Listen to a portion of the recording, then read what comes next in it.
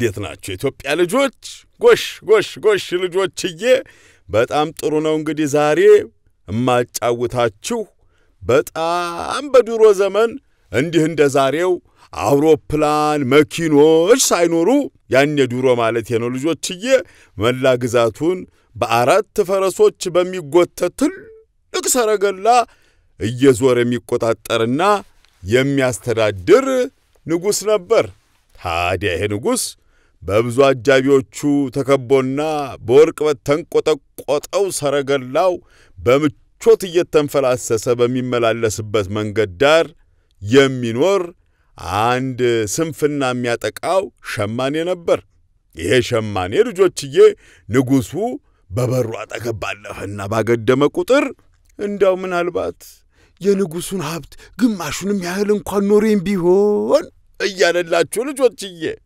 የሚያስከብረውን የሽመና ስራውን ትቶ እንዲሁ በከንቱ ምኞት ተጠምዶ በሐሳብ ላይና ታች ሲል ይውላል ታዲያ አንድ ቀን በዚህ ከንቱ ሐሳቡ ተይዞ ሳለ ንጉሱ በሚያውካካው አጀቡ ተከቦና በሚያምራው የወርቅ ሰረገላ ውስጥ ተቀምጦ መጣ አይጎል ልጆችዬ እንግዲህ ሸማኔውም ንጉሱ አልፎት ከመሄዱ በፊት ተንደርድሮ ከፊት ለፊቱ መሬት ላይ ለጥ ብሎ እጅነሳ ንጉስ ሆይ እኔ ምስኪኑን ሸማኔ አክብረው በበሬ በኩል በማለፉ እጅግ ከፍ ያለ ክብር ተሰምቶኛል አለላችሁ ልጆችዬ ንጉሱም በሰውየው ንግግር በጣም ተገርሞ ለመሆኑ አንተ ማነህ ክብርህ እንድታይልህስ ለንጉስ የምታቀርበው ግብዣ አለህ ሲል ጠየቀው ልጆችዬ በዚህ ጊዜ ሸማኔውም ፍጹም ያላሰበው ነገር በድንገት ስለተጠየቀ ከድንጋጤ ብዛት አፉ እንደመጣለት መናገር ጀመረ አንድ ሴት አለችኝ እና እሷ የጤፍ ጭድ እየፈተለች ወደ ወርቅነት ትቀይራለች አው ንጉስ ወይ ወርቅ ትፈትላለች አለላችሁ ልጆችዬ ንጉሱም ይሄን ሲሰማ አይኖቹ እስኪጎለጎሉ ፈጠጠ ጭዱን እየፈተለች ወርቅ ታደርጓለሽ ነው ያልከኝ እንደዛ ከሆነ ልጅህን አሁኑኑ ይዘህልኝና አለላችሁ ልጆችዬ ሸማኔ ወደ ቤት ከገባ በኋላ ልጁን ምንም ሳይነግራት እየገፈታተረ አምጥቶ ከንጉሱ ፊት አቆማት በዚህ ጊዜ ልጆችዬ ወደ ቤተ መንግስት ሄጄ አባትሽ ያለውን ሁሉ ማረጋገጥ እፈልጋለሁ አባትሽ የተናገረው እውነት ከሆነ ንግስት ትሆኛለሽ አባትሽ ግን ውሸቱን ተናግሮ ከሆነ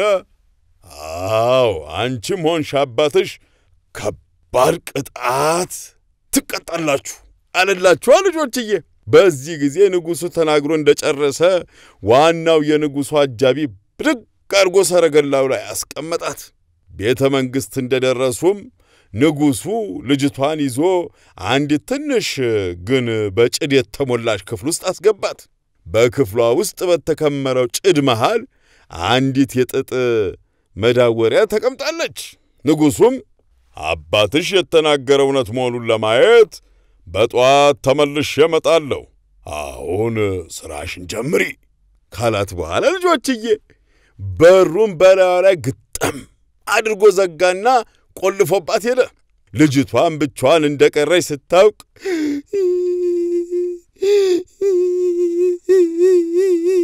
እያለች ማልቀስ ጀመረች ወይኔ ጉዴ አሁን ምንድነው ማደርግ እያለች ልጆችዬ እንዳው በቃ በጭንቀት ተንሰቅስቃ ለቀሰች ምክንያቱም ልጆችዬ ልጅቷ እንዴት ተደርጎ ጭድ ወደ ወርቅነት እንደሚፈተል አታውቅም ለረጅም ጊዜ ስታለቅስ ቆይታ ድንገት ከረር ያለ ሰላላ ድምጽ ከቤቱ ማዕዘን በኩል ሰማች አንቺ ልጅ ምን ሆነሽ ነው የምታለቅሽው በእርግጠኝነት ምንም የሚፈጠር ክፉ ነገር አይኖርም አላት ልጆችዬ። ልጅቷ ድምጹን ወደ መጣበት አቅጣጫ ዞር ስትል በሕይወቷ አይቷ ማታቀው አንድ ለየት ያለ አጭር ሰው ያየች። አባቴ ለንጉሱ ጭድ እየፈተልሽ ወደ ወርቅ እንድትቀይሪለት አለኝ። ንጉሱም አባቴ እንደዋሸ ሲያውቅ በጣም መቆጣቱ አይቀርም። ከዛ በኋላ ምን ሊያደርግ እንደሚችል ማንም መገመት አይችልም አለችላችሁ ልጆችዬ። ሰውየው ይሄን ሲሰማ እየሳቀ ይሄማ ምን አለው ቀላል ነው ለምትከፍኝ ዋጋ ረዳሻለሁ። አዎ ግን ምን ትከፍኛለሽ አላት ልጆችዬ። የሸማኔው ልጅ ይህን ስትሰማ ወዲያውኑ ማልቀሷን አቆመች። የእውነት የምትረዳኝ ከሆነ እናቴ የሰጠችኝን ይህንን የአንገት ሐብል እሰጥሃለሁ አለችው። ሐብሏን ከአንገቷ ላይ አውልቃ ሰጠችው። ይሄማ እንደውም በጣም ምርጥ ነው እያለ ከተቀበላትና አገላብጦ ከተመለከተ በኋላ ወደ ማዳወሪያው ሄዶ መስራት ጀመረ። የሸማኔውም ልጅ አጭሩ ሰው የሚሰራውን በመገረም ትመለከት ጀመር። የማዳወሪያውን እጀታ ያጦዘ አው ልጆችዬ እየተሽከረከረ ጭዱን ወደ ወርቅ እየቀየረ እንዳው ልጆችዬ በጣም ባጭር ጊዜ ውስጥ ያችን ትንሽ ክፍል ወርቅ አድርጎ ሞላት። አጭሩ ሰውዬ ልክ ስራው እንደጨረሰም ፀሐይዋ መውጣት በመጀመሯ ተቀምጦ ከነበረበት ቦታ ላይ ድንገት ተሰወረ። ንጉሱም ልክ ሲነጋጋ ልጆችዬ የቆለፈውን ክፍል ከፍቶ ሲገባ ክፍሏ በወርቅ ተሞልታ ወርቅ በማየቱ እጅግ ደስ አለው። በጣም የሚገርም ነው እያለላችሁ ልጆችዬ ንጉሱ ተደሰተ። ይሁንና ያን ሁሉ ወርቅ ማየቱ የበለጠ የወርቅ ፍቅሩን ስላጠነከረበት የሸማኔው ልጅ ወደ አንድ ትልቅና በጭድ ወደ ተሞላ በጣም ሰፊ ቤት ይዟት ሄደ። ከዚህ የተሻለ ሰርተሽ እንድታሳይኝ እፈልጋለሁ አላት። ከዚያም ልጆችዬ በቃ ምን ልበላችሁ እቺ ልጅ በጣም ተጨነቀች። በፊት እንዳደረገው ልጅቷን እዚያ ሰፊ ቦታ ካስገባት በኋላ በሩን በላላ ቆለፈባት። ልጅቷም አሁን በጣም በቃ ግራ ገባት። ይሄ ሁሉ ሰፊ ክፍል እንዴት አርጋ በወርቅ ልትሞላው ነው? ስቅስቅ ብላ ማልቀስ ጀመረች። ባለፈው ጊዜ ያ ሰው ያተረፈኝ እሺ አሁን ግን ማንም ያተርፈኝ ያለች ልጆችዬ እምባዋን ታዘራው ጀመር። አዎ ሰዓታት እያለፉ በመጡ ቁጥር በዛ ቤት ውስጥ ወዲያና ወዲህ እየተንቆራጠጠች ስታለቅስ ቆየች። እንዳው ልጆችዬ ከዚያም ልክ የእኩለ ሌሊት ደወል ሲደወል ያጭሩን ሰውዬ ድምፅ ሰማች። አንቺ ልጅ ምን ሆነሽ ነው የምታለቅሽው? ትናንት የጠየቅሽኝን አድርጌልሽ የለም እንዴ? ምንድነው የምታለቅሽው? እሺ አሁንስ ምን ጎደለሽ? አላት። ንጉሱ ከትናንትናው የበለጠ ወርቅ ስለፈለጉ ይሄን በሙሉ ወርቅ እንድታደርጊ ብለውኛል። ወየልኝ ጉዴ ነው እያለች ልጆችዬ እምባዋን ትዘረግፈው ጀመር። አጭሩ ሰውዬም እንደ በፊቱ አለና ይሄማ ምን አለው ቀላል ነው፣ ለምትከፊኝ ዋጋ ረዳሻለሁ። እሺ አሁንስ ምን ትከፊኛለሽ አላት። ልጅቷም ልጆችዬ በጣቷ ላይ አርጋው የነበረውን እጅግ የሚያብረቀርቅና የሚያምር ቀለበት አውልቃ ሰጠችው። ይሄ አያቴ ሰጠች ነበር እንካ አለችው። ጥሩ የሚያምር ነው፣ ስለዚህ መሆን ይችላል አለና ልጆችዬ ኪሱስ ከከተተ በኋላ በማዳወሪያው ላይ ተቀምጦ እጀታውን እንደ ንፋስ ያሽከረከረ ማዳወር ጀመረ። ከሰውየው ፍጥነት የተነሳም እንደዛ ሰፊ የነበረው ቤት በተፈተለ ወርቅ ተሞላ። ወርቁም በወርቅ ላይ ተከመረ።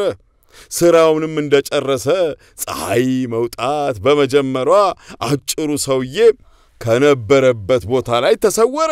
ንጉሡም እንደነጋ ቤቱን ከፍቶ ሲመለከት ልጆችዬ ያን የሚያክል አዳራሽ ወርቅ በወርቅ ተሞልቶ አየ። ባየውም ነገር ከቀድሞ በላይ ደስተኛ ሆነ። ይሁን እንጂ ልጆችዬ አሁንም በቂ መስሎ አልታየውም። ስለዚህም የልጅቷን እጅ ይዞ በእኔ ደግሞ አሁን ከልክ በላይ ሰፊ ወደሆነ አዳራሽ ይዟት ሄደ። አሁን ይሄን አዳራሽ በወርቅ ትሞያለሽ፣ ከዛ በኋላ ንግሥት ትሆኛለሽ አላት ልጆችዬ። ከዚያም ልጅቷን ወደ ውስጥ ካስገባት በኋላ አዳራሹን በላይዋ ላይ ቆልፎባት ሄደ። ንጉሡም ከአካባቢው እንደራቀ አጭሩ ሰውዬ ከየት መጣ ሳይባል በድንገት ተከሰተ። እንደማየው ከሆነ አሁንም የኔን እርዳታ የምትፈልግ ይመስለኛል አላት ልጆችዬ። ልጅቷ ግን እኮ ምንም የቀረኝ የምሰጥ ነገር አሁን የለኝም አለችው። አጭሩ ሰውዬም ልጆችዬ ሳቅ ካለ በኋላ አይደለም አንድ የምትሰጪ ነገር አለ። ንጉሡ በጠየቀሽ መልኩ ይሄንን አዳራሽ ወርቅ ከሞላሽለት ንግሥት እንደምትሆኚ ንግሥት እንደሚያደርግሽ ምንም ጥርጥር የለኝም። እኔም ይሄን ሁሉ ጭድ ወርቅ ካደረግኩልሽ በኋላ ከንጉሡ የምትወልጂው ልጅ ለእኔ ትሰጭኛለሽ አላት ልጆችዬ። ልጅቷ ምንም አማራጭ ስላልነበራት ልጅም ላይኖረኝ ይችላል ብላ ስላሰበች አጭሩ ሰውዬ በጠየቃት መሰረት የምትወልደው ልጅ ልትሰጠው ተስማማች። ከዚያ በኋላ አጭሩ ሰውዬ እንደለመደው ወደ ማዳወሪያው በመሄድ ስራውን መስራት ጀመረ። በማግስቱም ንጉሡ አዳራሹ በወርቅ ተሞልቶና የወርቁ ክምር ተራራ ክሎ ሲታየው አቤት ልጆችዬ አሁን ከመጠን ያለፈ ደስታ ተሰማው። ከልጅቷም ጋር በገባው ቃል መሰረት ጋብቻ በመፈጸሙ ልጅቷ በዓለም ሁሉ የታወቀች ንግሥት ሆነች። ከዓመት በኋላ ልጆችዬ በጣም የሚያምር ወንድ ልጅ ወለደች። በተወለደው ልጅም እሷም ሆነች ንጉሡ በጣም ደስተኞች ሆኑ። ይሁን እንጂ ንግሥቷ ለአጭሩ ሰውዬ የገባችውን ቃል ፈጽሞ ረስታው ነበር። አጭሩ ሰውዬ ግን ፈጽሞ አልረሳውምና አንድ ቀን ድንገት መጥቶ ቃል የገባሽውን ልውሰድ መጥቻለሁ፣ በቃ ልውሰድ አንቺ አላት ልጆችዬ። ይህን ስትሰማ ንግሥቲቱ ልጇን አጥብቃ ቅፍ አረገችው። አይሆንም፣ የፈለግከውን ያህል ሀብት ልሰጥ እችላለሁ። እንዴ ከፈለግ በቤተ መንግሥት ውስጥ ያለውን ሀብት ሁሉ ውሰድ፣ እሺ፣ ልጄን ግን ልሰጥህ አልችልም አለችው ልጆችዬ። አጭሩ ሰውዬም በትዝብት ራሱን ነቅነቅ አደረገና ይህ ልጅ የኔ ነው፣ ነገር ግን እንድታስቢበት አንድ ዕድል ልስጥሽ። ስሜ ማን እንደሚባል በቀጣዮቹ 3 ቀናት ውስጥ ገምተሽ ከነገርሽኝ ልጁን እተውልሻለሁ አላትና እንደተለመደው ተሰወረ። ከዚያም በንጋታው መጣ። ንግሥቲቱም የተለያዩ ስሞችን በመጥራት ስሙ ማን እንደሚባል ለመገመት መጣጣር ጀመረች። ስምህ ገስግስ ነው? እሺ አብርሃም፣ እሺ ፈረጃ ነው? እሺ ቆይ እያለች ልጆችዬ በእያንዳንዱ ግምቷ ሁሉ አጭሩ ሰውዬ ራሱን እየወዘወዘ አይደለም ይል ነበር። በይ እንግዲህ ነገ ከተሳካልሽ ሞክሪ አላትና ልጆችዬ ተሰወረ። ንግሥቲቱም የዛን ዕለት ማታ አገልጋዮቿን ሁሉ ጠርታ በሀገር ውስጥ የሚታወቁ የታወቁ ስሞችን ሁሉ ለቅመው እንዲያመጡላት እንዲሁም የተለየ ሐሳብ ከመጣላቸውም እንዲነግሯት አዘዘቻቸው። ከዚያም ባደረገችው ጥረት እርግጠኛ ሆናና ተዘጋጅታ አጭሩን ሰውዬ ጠበቀችው። አጭሩ ሰውዬ እንደመጣ ስምህ አይችሉህም ነው? እሺ ሚስጥሩ? እሺ ብልጣሳር? ቆይ ሳሮን ነው? በገመተሽ ቁጥር ልጆችዬ አጭሩ ሰውዬ ራሱን ሲወዘውዝ ቆይቶ በመጨረሻ እንግዲህ ከዚህ በኋላ የሚቀርሽ አንድ ቀን ብቻ ነው ካላት በኋላ ልጆችዬ ተሰወረ። ንግስቲቱም ልጄን እንዳይወስድብኝ ምን ማድረግ አለብኝ ብላ ተጨነቀች። ደጋግማ በቃ ምን ልበላችሁ ሐሳብ ጭንቀቱ ራሷን በራሷ ማውራት ያዘች። እንዲህ የተጨነቀች ሳለ አንደኛው አገልጋዋ ቁና እየተነፈሰ ንግስቷ የተቀመጠችበት አዳራሽ በር በርግዶ ገባ። ንግስት ሆይ አለ ልጆችዬ። እርሱ ያዘዙኝን ፈጽሜ ስመለስ በቤተ መንግስቱ አጠገብ አንድ ለየት ያለ አጭር ሰውዬ እሳት አንድዶ ዙሪያውን እየዞረ ሲጨፍርና ሲዘፍን አየሁት። ቀረብ ብዬ ስሰማውም ጠላ ጠምቃለሁ፣ ድፎ ጋግራለሁ፣ የንግስቷን ልጅ እወስደዋለሁ፣ የግምት ውድድሩን አታሸንፍም፣ ስሜ ራምፕልስቲክ መሆኑን አታውቅም እያለ ነበር አላት ልጆችዬ። ይህን ስትሰማ ንግስቲቱ ስቅስቅ ብላ አለቀሰች። ከዛም አገልጋዩ ያላመጣላት መልከ ልቧ በጣም አርጋ መሰገነችና ሰውየው ሲመጣ ልጠብቀው ቁጭ አለች። ታዲያ በማግስቱ ልጆችዬ ያጭሩ ሰውዬ ሰዓቱን ጠብቆ መጣና እሺ አሁንስ ስሜን መገመት ቻልሽ አላት። በዚህ ጊዜ ንግስቲቱም ፈገግ ብላ ቡቡ ነህ አይደል? ፍርዱ ነው አይደል? እሺ ዳንሰኛው ገሌ እያለች ልጆችዬ ያለና የሌለ ስም ስትጠራ አጭሩ ሰውዬ ትግስቱ ተማጦበት በንዴት እየጨፈረ ጮኸ። አይደለም በቃ ተሸንፈሻል፣ በቃ አሸንፌያለሁ አለ። ንግስቲቷ ግን ልጆችዬ አንድ ጊዜ ብቻ እድል ስጠኝ እያለች ለመነችው። አጭሩ ሰውዬም ምንም ብትጣጣር መልሱ ልታውቀው አትችልም ብሎ ስላሰበ ፈቀደላት። ቆይ በአሁኑ ግምቴ ግን ስምህ ራምፕልስቲክ ነው ልክ ነኝ አይደል ስትል ጊዜ ልጆችዬ በድንገት አጭሩ ሰውዬ የንዴት ጭፈራውን አቆሞ ክው ብሎ ፈዞ ይመለከታት ጀመር። ምን? እሺ እንዴት አወቅሽው አላት። በዚህ ጊዜ ንግስቲቱ ፈገግ አለችና አቶ ራምፕልስቲክ ምስጢራዊው ስምህን አውቄዋለሁ፣ አሁን መሄድ ትችላለህ አለችው። አጭሩ ሰውዬ ያልጠበቀውን በመስማቱ መሬቱን በእግሩ እየደቃና እየረገጠ ጥቂት ጊዜ ከጮኸ ፊቱም የበሰለ ቲማቲም ከመሰለና ጸጉሩን ሁሉ ነጫጭቶ ከጨረሰ በኋላ እንደተለመደው ተሰወረ። ይሁንና ከዚያ በኋላ ለማንም ታይቶ አያውቅም። ንጉሥና ንግስቲቱም እጅግ በጣም ደስተኞች ሆነውና በጣም ብዙ ልጆች አፍርተው በሰላምና በደስታ ኖሩ ይባላል። እንግዲህ አያችሁ የኢትዮጵያ ልጆች እንግዲህ በዚህ ዓለም ላይ በምኞት ብቻ የሚሆን ምንም ነገር የለም። ከምኞት የሚገኘው ስንፍናና ራስንም ሆነ ሌላውን ሰው ችግር ውስጥ መጣል ብቻ ነው። ያልጠበቅነው ችግር ከገጠመንም ከዚያ ችግር ለመውጣት ብቻ ብለን የማያዛልቅ ቃል መግባት የለብንም ልጆችዬ። የተሳሳተ ውሳኔና የተሳሳተ ደግሞ ቃል ኪዳን በመጪ ሕይወታችንም ላይ ችግር ሊያመጣብን ስለሚችል ጠንቃቆችና ብልሆች መሆን ይኖርብናል ማለት ነው ልጆችዬ። እንግዲህ ይሄ ጥሩ ትምህርት የሚሰጥ ታሪክ ነው።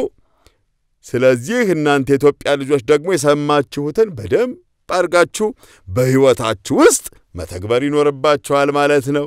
ጎሽ የኢትዮጵያ ልጆች እንደ ሁል ጊዜ ሁሉ ታዲያ አዎ ፈጣሪያችሁን የምትፈሩ ሀገራችሁን የምትወዱ ለታላላቆቻችሁ የምትታዘዙ ትንንሾቹንም የምታከብሩ አዎ ከሁሉ በላይ ደግሞ ፈጣሪያችሁን የምትፈሩና የምትወዱ ልጆች ትሆኑ ዘንድ እመኝላችኋለሁ ደግሞ በሌላ ጨዋታ እመጣለሁ ኢትዮጵያ ልጆች እስከዛ ደህና ሁኑልኝ ደህና ቆዩኝ ጎሽ